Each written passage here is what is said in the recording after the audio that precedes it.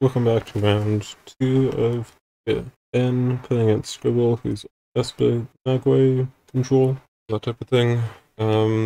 Lots of general control pieces. One thing to note is they don't have all that much removal. Means that if I can line a threat through the counter magic, then I'm probably in a pretty good spot. This hand seems pretty solid. Mana's a bit awkward, but a couple cheap threats. Maku's is really good. Pretty good into pay up. Yeah, not much to complain about besides mana. You have a cantrip here, so I do have a pretty interesting choice between Nat and Vision. One, no, it's better. Fortunately, Vision doesn't my opponent any value in this matchup, but you have to be a bit worried about counter spells. I think I'll lead on Nat. I mean, I have 3 of them. They are representing some counter magic, so that's well.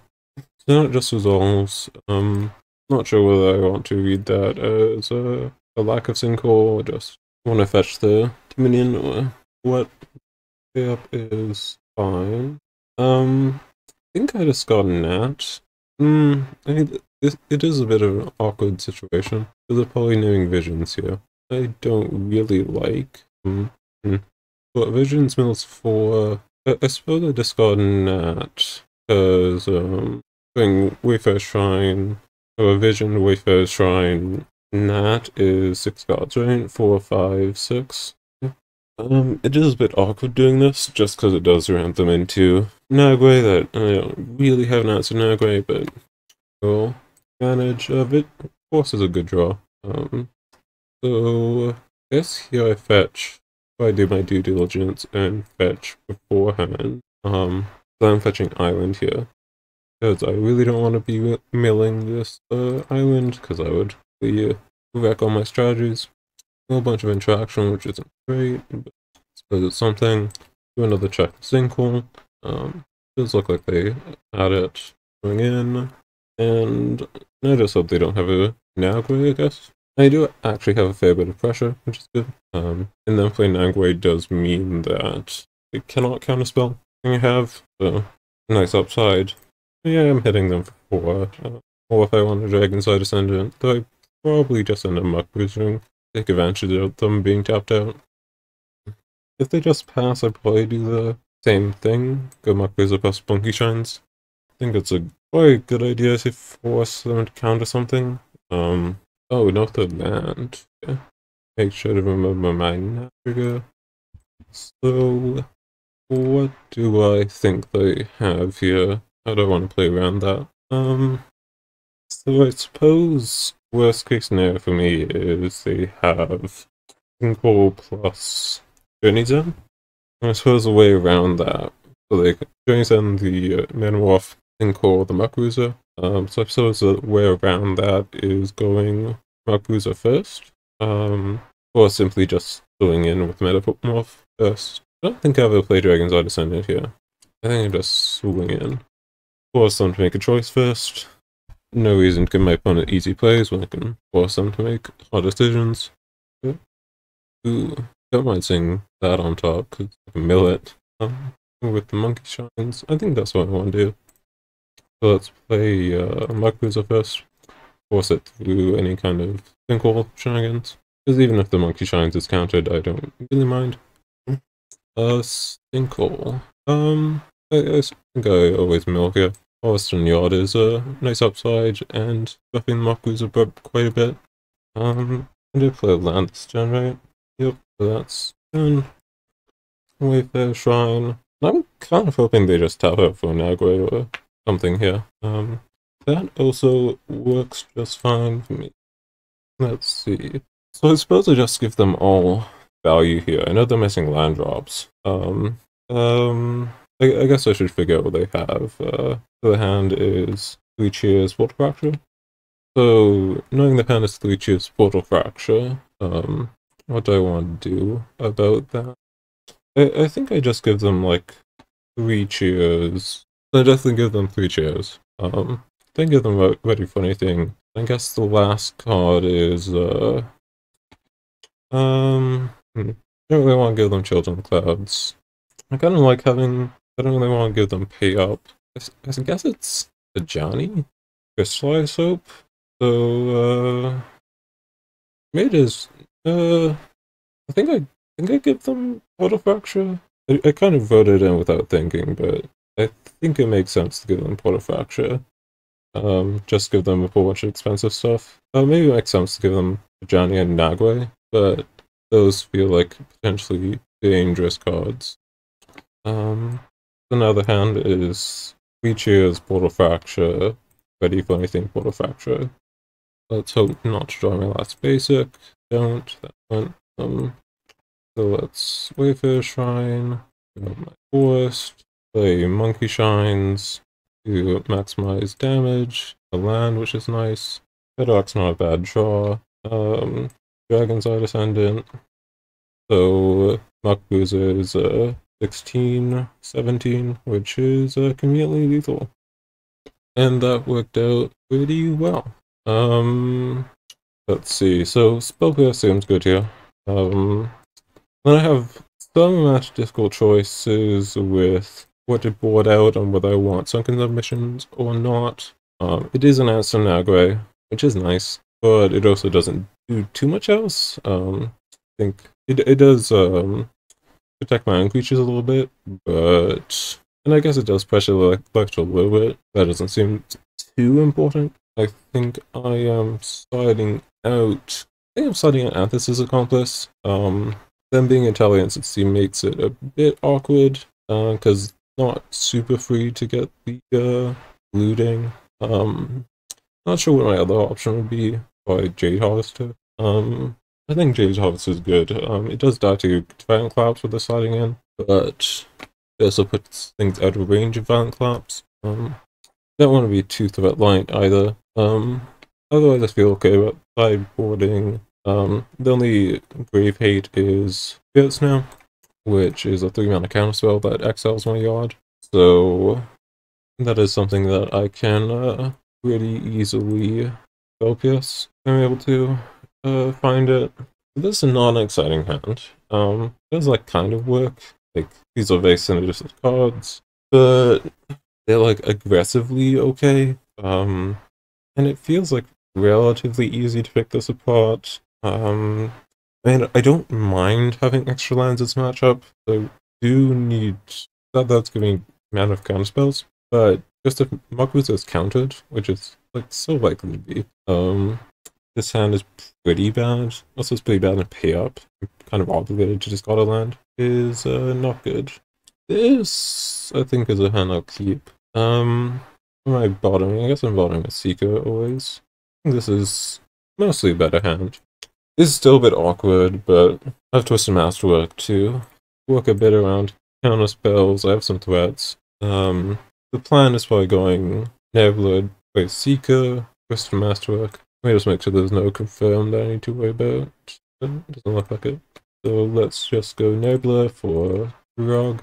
No real reason to not be a bit greedy with the Nebula. Immediately go for Seeker. I'm not sure if my opponent will counter this. Decides not to, or just doesn't have a counterspell, is definitely another option. Nebula, names 2 colors, Makbuza.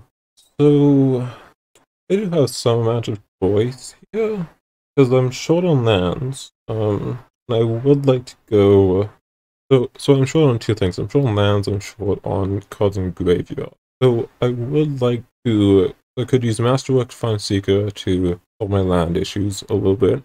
I could also use Masterwork to find Cultivator to fill my yard. Normally to play Harvester 1 mana, I would need to hit a sorcery. Isn't guaranteed. I get 4 mills off the Cultivator, and if I don't hit one, then I would need to hit a land to have Cosmic Synchro up.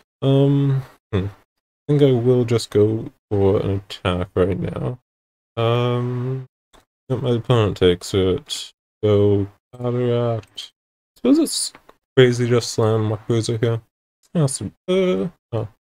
Does run a bit into a Violent Collapse, but I think that's fine because I do get Seeker. Pretty good. I do have follow-up with Jade Harvesters and Sinkhole. A bit awkward, but I think Makbuza here might make the most sense. Allows me to sequence my cards a bit better. It is, I don't think I'm sinkholing ready for anything here, ever. I think maybe just on the mana front, it makes the most sense to play Makuza. It does play in counter spells, which are a bit annoying, but I think I am just gonna slam it. Let's just resolve. Decent chance that means, okay, a decent chance it's gonna be untap and violent collapse, which isn't the worst thing in the world. You got Seeker Trigger, which solves my mana issue a little bit. The violent collapse happens, I probably go Masterwork the Cultivator pass. Is that actually the line? Okay, so it looks like my opponent popped both, which is a great sign. Does mean that they have whatever they want in hand. So this does look like a violent collapse, because they're tapping everything on their turn, not waiting for me to do anything. Yep, finds a second black source, goes to the violent collapse. Guess I find Island here. You have more green cards, but it doesn't really make much sense to my second force. Ooh, Cataract is a pretty nice draw. So I think I go Twisted Masterwork for Cultivator here. So I would like to have Cosmic Synchro up, Naogui. I think that does lead to the unfortunate position that I need to Masterwork for Cultivator and rotate a sorcery, so I can play Jade Harvester for 1 mana and keep up Synchro. Because if Naogui does come down, I do think I just lose. I don't think there's much else reasonable to do with Twisted Masterwork here, because my graveyard just isn't all that full. Cultivator also does give me a decent chance to find, say, Makuza or Dragon's Eye Descendant will help me do some stuff. Let's Masterwork here in Cultivator. Okay, so that went well. I think I grab Dragon's Eye Descendant here. Gives me a nice threat. I already have 2 Jade Harvesters, and Jade Harvester does have a use in Graveyard. I might as well Cataract immediately for Oasis, play out Harvester, and pass, leaving Synchro up for a Naogui on a Jani. And in general, I'm seeing a lot of pressure, but my opponent doesn't quite know that. So hopefully they're all willing to tap out for a 4-drop here. I can Synchro it and crush them viciously. They're going Dragon's Eye Descendant, Scavenge, Harvester, which is gonna be a lot of damage. If they don't do anything, I am in a bit of an awkward spot. Probably depends on what I draw. But a natural thing to do would just be going Scavenge Jade Harvester on the Harvester, play Harvester from hand, have Synchro up for 2, which still prevents a Naogui from being dropped. That doesn't stop everything my opponent can do. Also, implying that entire sequence is safe from Spirit Snare, which I do always have to be a bit concerned about. And static to see that. Basically the best thing that could have happened. I think I always go like third Monkey Shines here instead of Jade Harvestering. So if I go Jade Harvester, Dragon's Eye Descendant, I am threatening 3, 6, 9 damage at least, plus any lands I milled. I put them to 6. I think that's just pretty safe. The Dragon's Eye Descendant Monkey Shines line is probably also fine, but importantly, does leave me a bit weak to Violent Collapse. So I could just Monkey Shines looking for a land. I think at that point it's better just save Monkey Shines. So let's just go Descendant. Hope to hit some lands. Did not mean to shuffle my library. I think pretty sure the order is randomized. In, my opponent goes to 4, which is pretty good for me, considering one of the win conditions is needs high life total to function. Getting those 2 lands was also really nice, because it does mean the Dragon's Eye Descendant is lethal by itself. Oh, cracking the clue. That's rough for my opponent. Yeah, kind of one of the bit of an issue with relying on counter magic is that your opponent drops something, and if you don't have your answer, you do just lose. Was a really impressive showing from my deck though. Lot more velocity than initially expected this deck to be able to put out. Makes sense. I mean, Jade Harvester is a really nasty card. Dragon's Eye Descendant is why I built the deck. My opponent mentioning they recognize that Gianni was still going to get countered. Yeah, I'm happy to get this matchup live because without if Red didn't have that single for Gianni, then suddenly this matchup becomes a bit nightmarish. If the Gianni starts sticking up, I mean, I can kind of answer it, kind of, though I mean, sticking up to odd, which means Forrester doesn't answer it. And then they probably have a single or fracture, and I mean, it's possible I can fight through it, but Johnny's just a really hard card to mess around with. Yeah, J Forrester also does show kind of why Fierce is not that exceptional a card, because Fiona just has other things to do. They can kind of not let you exile the yard. Also does show a bit of an issue with decks that play like kind of half instant speed, half sorcery speed, because you are kind of obligated to play these sorcery speed cards to like win the game. And like yeah, if your opponent can punish you for playing these sorcery speed cards, putting threats down under your counter magic, or I mean just forcing being able to counter them some tempo, it becomes pretty nasty. Feel relatively happy about my play. Maybe it was helped a bit by how my opponent drew. There's kind of a sequencing with Muck Bruiser, which goes into Violent Collapse, which then lets me drop Good Harvester. I did actually get lucky to mill the Orchidson? Nothing a mill Monkey Shine off the Crystal Masterwork, which actually let me get the Big Harvester down. Would have been a very different game if I didn't get that extra fast destruction, because I wouldn't be able to either play Harvester or play it single, which means that I can't really force my opponent's life total down that far. We need just kept up counter for Janny, and I think if I don't have the Harvester in play, my opponent probably doesn't slam the Ajani, because they don't really have a reason to. They can just play the land drops and twiddle the thumbs. And what? I mean, I would be able to. No, I wouldn't even be able to slam Harvester next turn. Still wouldn't have a sorcerer in yard. Yeah, so that would definitely impact the game a lot.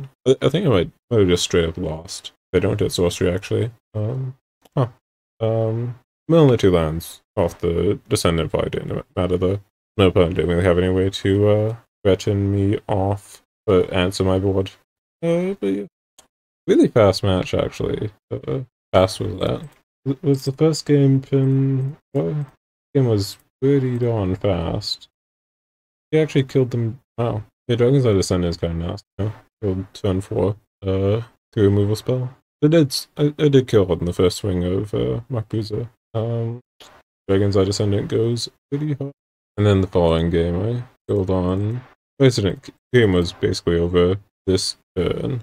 There's not really any coming back from being hit down to 4, 2 creatures. They would need to have multiple Journey's Ends to cancel this board, but it doesn't even work because they only have 1 white source. So the game was basically over on this turn, which was, I guess, this was turn 4, because I'm missing land drop here. I did have the Pico to hit my land drop.